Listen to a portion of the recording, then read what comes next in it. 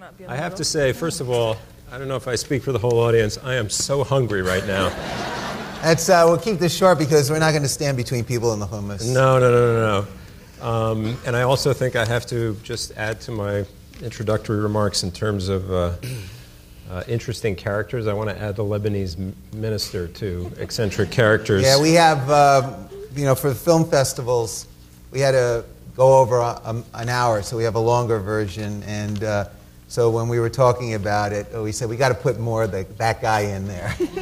Yeah, So I whispered to Mitch guy in the middle of the thing, I think that guy needs a vacation. But anyway. Hey, he's defending his country, right? So just by way of introduction here, we do want to be brief with the Q&A here so that we can get to the hummus, and then you'll have a chance, if you'd like, to ask more questions there. Mitch Julis, Canyon Partners founder and co-CEO. On the end is Raphael Shore, founder, CEO at Jerusalem U, and also a producer of the film, executive producer, and Chloé Valdary, who is a director of partnerships at Jerusalem U. Mitch, yep.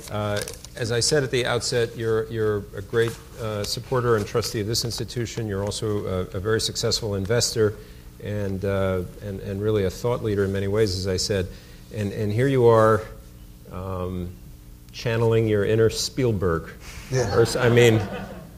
How did this happen, and can you and why this subject? Well, first of all, anybody who grew up in New York in late 50s, early 60s, and I for one lived in the Bronx, so my grandfather took me to the movies all the time. So movies were the thing. You watch TV, you watch movies, that was it. So those stories are very, very important. And I think, and that appreciation I think if you have to know your story, whether it's your family story, the story of others, I think it gives you a sense of empathy and connectedness, as was said earlier. So essentially, I was in Israel for Passover, and one of our friends, Sonny Sassoon, said, hey, there's a whole tech ecosystem here in Israel. Why don't we visit this little startup campus, tiny one, in the Jerusalem Hills.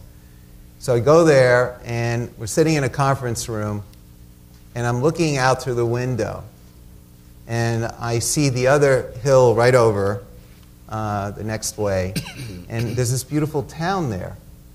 So I asked our host, I said, what is that town? And he says, well, this is Abu Ghosh. It's an Arab-Israeli village.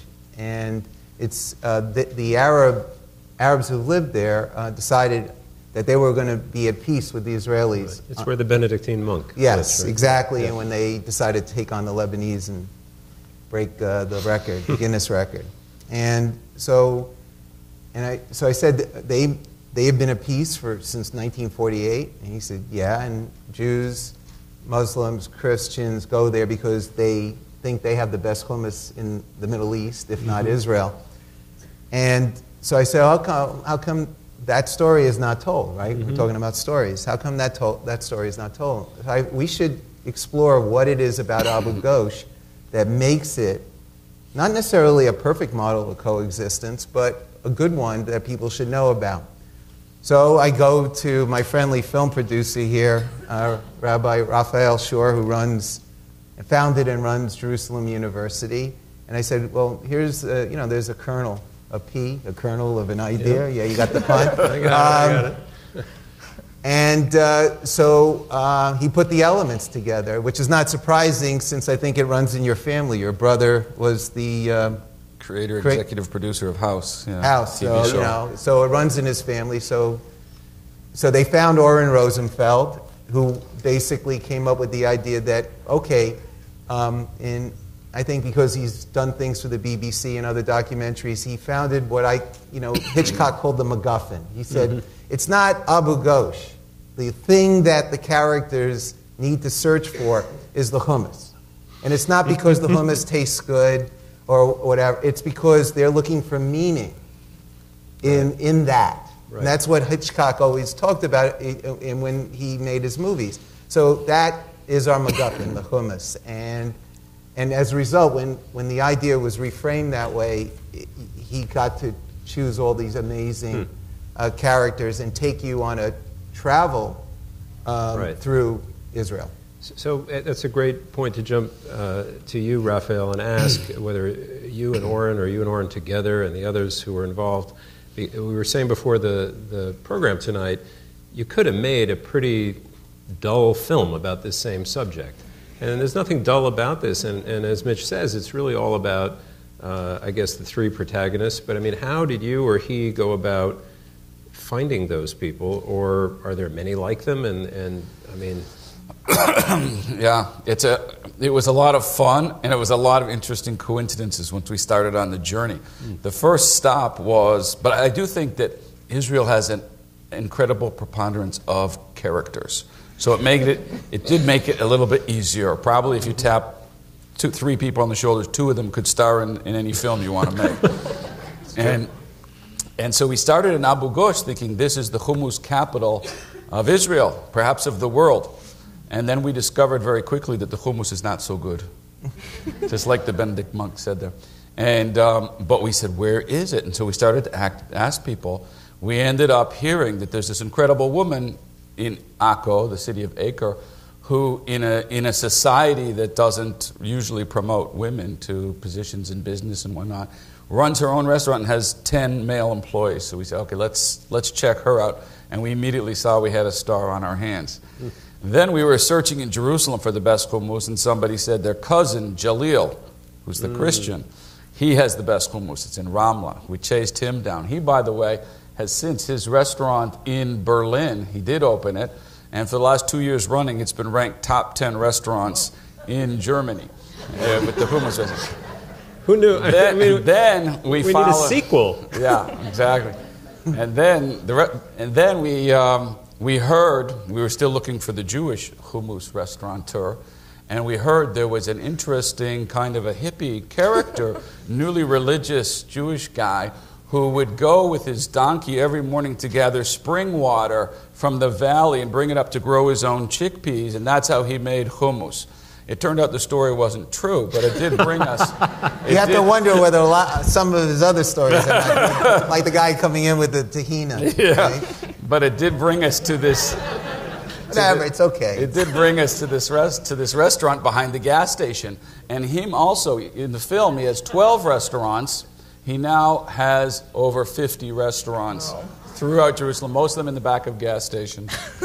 Very successful. He said he saw an underserved market. He said if you go, what was it, all the way from Tel Aviv to Tiberias, there's nothing but 7-Elevens. They're all, and they're not kosher, because Israel is a very secular society. So he saw a market, and he decided to open up these restaurants. And guess what?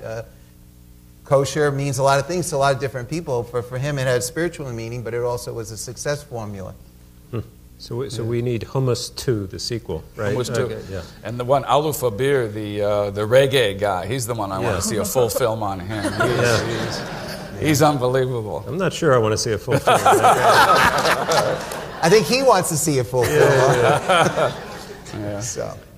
Chloé, so different question. I asked Chloé specifically what her job description really was at Jerusalem U, and we should probably talk a little bit about what Jerusalem U does, but and if I got it right, engaging young millennials with content about Israel, engaging content about Israel. So I wonder if how you think this fits the bill, and also maybe you or Mitch or Raphael can answer the question that we posed at the beginning about this grand question: can tolerance and religious and political unity be found in a bowl of chickpeas? I mean, was there a larger message here, or is this just a fun film?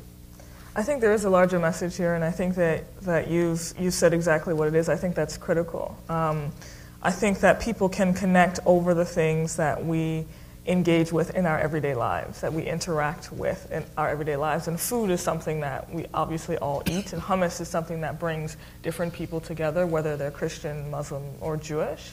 And I think beyond those religious or whatever political categories, fundamentally we're all human. And these are the things that connect us and allow us to have conversations with each other. So I think this film can be a catalyst and a resource to bring different people together. And certainly for people in my generation who want to connect and believe in the power of diversity and the beauty of diversity, this is an important resource to help do that. Yeah. There's a lot of diversity there. I mean, it reminds me a little bit, I mentioned I had been a journalist for many years, and it was always frustrating, even when we covered the Middle East incessantly. It was a long time ago on the evening news. Invariably, we were doing it, and the characters, whatever side they were on, were politicians or militants or suicide bombers, and, you know, this sort of thing. Not Hummus, right? No. And I think that does touch on it. That's why we make the films like this at Jerusalem U. That we made a film called Israel Inside about the high-tech revolution, and it was shown on PBS. And I remember we did a little press conference, and we had the New York Times bureau chief there, and we said, "Are you going to talk about this in the New York Times? This is a story that you don't hear about." And he said, "No." And we said, "Why not?" He said, "No one's interested. People are only interested in the conflict, in the violence." And we said, beg to differ. This is the human story that people are fascinated by. So we continue, despite the odds being stacked, to know that this is what people really want to hear about, a new story, a fresh story, an inspiring story about what goes on. And so we continue to produce these films. Well, not to shill too much for this institution, but I will say a just sort of second line, Josette Sheeran, our president, says all the time, is Asia Society sheds light, not heat. So that's... you've given me a good segue to what? To the fact that this is co-sponsored by the Asia Society and Jerusalem University. And I just want to say, I know that this audience, to some extent, is not the typical Asia Society audience, and to the extent that this is an opportunity for you to see something offered in the way of programming from the Asia Society for the first time, I just want you to know that this is one of the undiscovered jewels, particularly in the larger Jewish community, that I think you should take a look at. The programming here is excellent. It's on so many levels, and it's both. It comes in many forms, whether it's the museum or the Policy Institute, the cultural things, the trips. And here's something that you may, leaving aside whether you know something about the Asia Society founded by the Rockefeller family 60 plus years ago, right? 61 now. 61, yeah. Right. This under Josette Sheeran, our president's leadership, the definition of what is Asia now includes the Middle East and certainly includes Israel. So you should know that Josette and Tom have really made it, and Kevin Rudd, who runs the Asia Society Policy Institute, who's former Prime Minister of Australia, have made it a commitment to build bridges to Israel. As part of the definition of Asia, and also that includes trips and other forms of programming. So we on the board here feel that this was only natural that the Hummus movie be shown with Chloé and Raphael Shore because it is part of the idea of building bridges between different organizations. And the other thing I wanted to say is that that this effort to tell stories that go beyond what you typically read in newspapers, see on TV, is very, very important. Because if you read the recent literature, whether it's academic or secular, popular literature about what makes us try to understand the way this complex world works, it is through stories. Good stories, bad stories. So I'd rather there be good stories out there, right? Inclusive stories, stories that allow you to have a sense of empathy for others. I mean, there's two golden rules, right? People think there's only one golden rule, which is, do unto others as you would have them do unto you, right? But the harder one is, you shouldn't judge a person unless you stand in their place, or put it in a more positive way. The only way that you can understand another person. Walk a mile in their shoes. Walk a mile in their shoes. So if a movie or other forms of programming, such as what Jerusalem University and what Chloé does in connecting particularly with the young people, can allow people for a moment to experience a sense of empathy for somebody, for the other that exists in the world, then that's a good thing. So we should promote that, and that's what the Asia Society and Jerusalem University tries to do.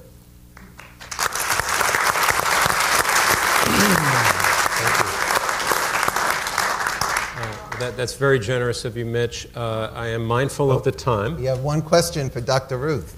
I hope we have more questions, but let's start with Dr. Ruth, and I think we have microphones. I promise we'll keep it to just about 10 minutes so we can, if you're as hungry as I am, get some food. I'll be very brief so that you can eat hummus and falafel. Two things. One is I liked it very much. I go to Israel every year. I lived there for many years. I liked it a lot. There are two things that especially you from Hebrew University and you, I see the kippah, that in the Talmud it says that a lesson taught with humor is a lesson retained. And that is very important here, and you should make a point in that in the publicity. The other thing is, I need to find a man for that woman.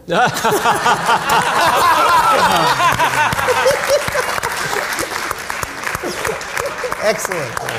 For those who didn't hear, it's the value of humor, and Dr. Ruth has pledged to find a man for Suhaila. Right. Yeah. That would be a big story. We'll have another program if that happens. That's great. Does anybody else have a question? I can't really see. Oh, yeah. Sorry, right here in the middle, 4 rows up.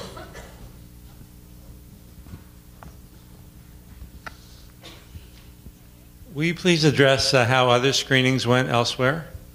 Oh, great. One of the questions we had. Anybody? Yeah, sure. And there have been a lot of them, by the way. The film is now going to film festivals, and it's been to almost 60 film festivals internationally now.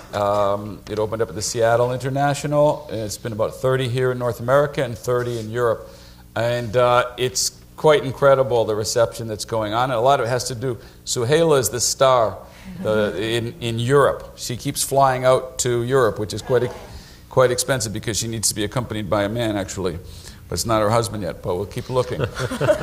But she was actually introduced. This is kind of an example of how well it's being received. At one screening in Germany, she was introduced by the president of Germany.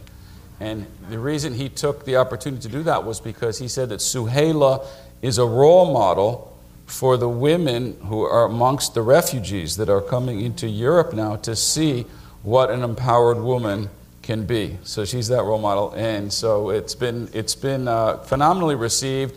4 times in India. I think it's the first film going into film festivals from Israel into India.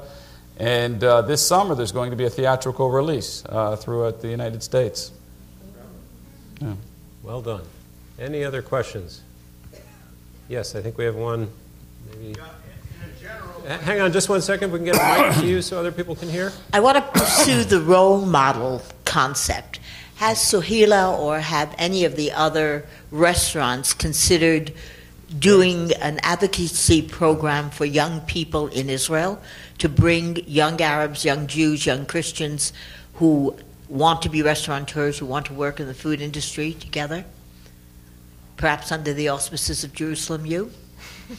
Anybody know the answer to that question? And then we'll get to the gentleman. It's a very interesting point because I think providing the skills to do something that involves work in as opposed to and allow women particularly to get out of the home is quite important. And there are a number of programs that are designed to do this. Some of them obviously are just providing quality education to all ethnicities in Israel.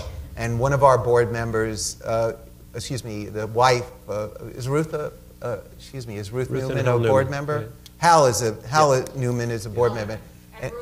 And Ruth was. So Ruth Newman, a board member here at the Asia Society, supports an organization called Ofanim, and which is designed not necessarily to train women in the specific way you said, but designed to bring quality education to all parts of Israel where it's very stressed and really underserved. For example, they have buses that have STEM-type equipment that go out to the Bedouin villages in the Negev.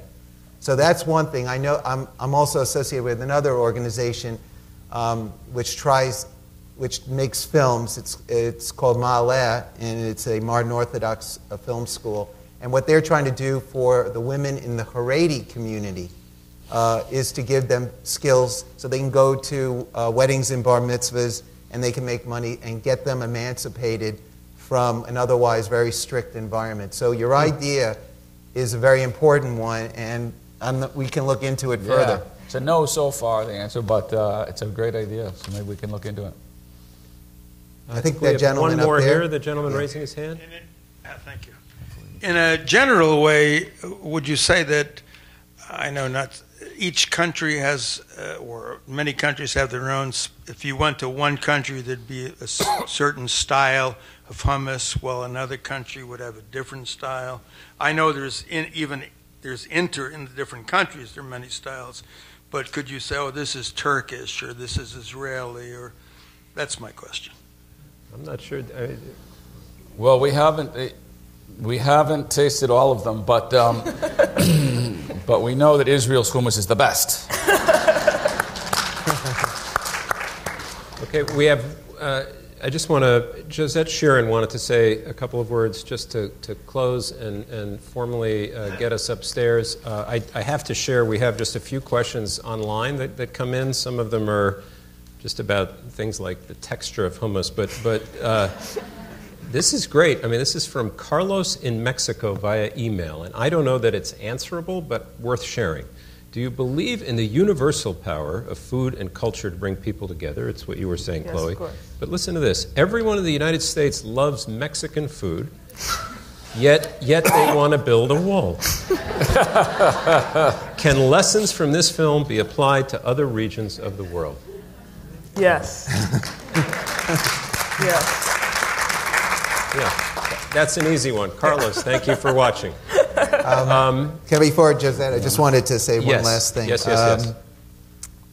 First of all, I look, the weather, as Tom indicated, was touch and go. So I want to just personally thank my friends who, against the elements, came out. They are truly not fair weather friends after this evening. And, of course, to my wife, Jolene, who had the wisdom to get involved with the Asia Society and in all things is my great teacher in life. And certainly the inspirational heart of this movie. There you go.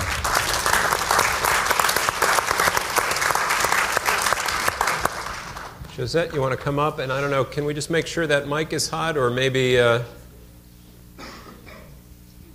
Great. Thank you. Hi, everyone. First of all, I'm so impressed you came out tonight. And Yes. A couple of days ago, when we knew the storm was coming, Mitch said, the show will go on even if 3 people show up. And you're the miracle tonight, so thank you for being here. So somehow you brought the humor, but I always feel deeply serious when we touch onto these issues of understanding between people, because we're living at a very serious time. And this institution was founded by John D. Rockefeller III after World War II, when he saw the devastation and destruction throughout Asia. And he decided to devote his life to building deep levels of understanding. And the UN definition of Asia includes the Middle East. In fact, it includes Asiatic Turkey to Asiatic Russia. And we just formalize that because we feel if you look at the old ancient Silk Roads, if you look at the trading patterns, if you look at the movement of people, we can't talk about this whole region of the world without bringing in the full history and story. Including Israel in this has been deeply meaningful for us. I did a program in Hong Kong. We have a beautiful center in Hong Kong where we interviewed a Holocaust survivor and brought 200 students from mainland China who had not really even ever heard of the Holocaust. And one of them stood up at the end and said, how do we make sure this never happens again? Mm-hmm. And I thought, this is the kind of dialogue and discussion we need in the world. And I just have to say, it's been so deeply meaningful to have Mitch and Jolene Julis, who's over here, in our lives, because these are people of deep thought and deep heart and deep soul and deep respect for people. And so it's really been a pleasure working with you and having all of you here. And I want to hear Chloe's story, because what amazing work you do to tell the story of an Israel that many people don't see in the media. And so we really appreciate what you're doing, Raphael. This is the best way to reach people. And Before we break, you should just tell people how they could go onto your get your transmissions and things you do on the social network. That's a great idea. So I'm on social media, for those of you who are, which I hope everyone in the room is. I'm on Facebook and Instagram and Twitter. How do they do that? So you can just Facebook me, Chloé Valdary, in full. My name should be on the program. And we just had a new short that came out today, actually, with JU that I'm in. It was really fun. So you can check out all the great projects we're doing to, again, reach young millennials with Israel content. She's like famous, okay? So it's wonderful having her. But I just have to say something, because I met a woman in the early 90s, so over 25 years ago. And my name, Josette, is from the woman who saved my father's life after he jumped at D-Day and was an escaped prisoner of war in France. And Josette harbored him and hid him from the Nazis and protected him. And it's deeply personal story for my family, all of whom were killed by the Germans in France. And I met this little spark of a woman who was born named Carola Ruth Siegel. And who's with us tonight, Dr. Ruth Westheimer.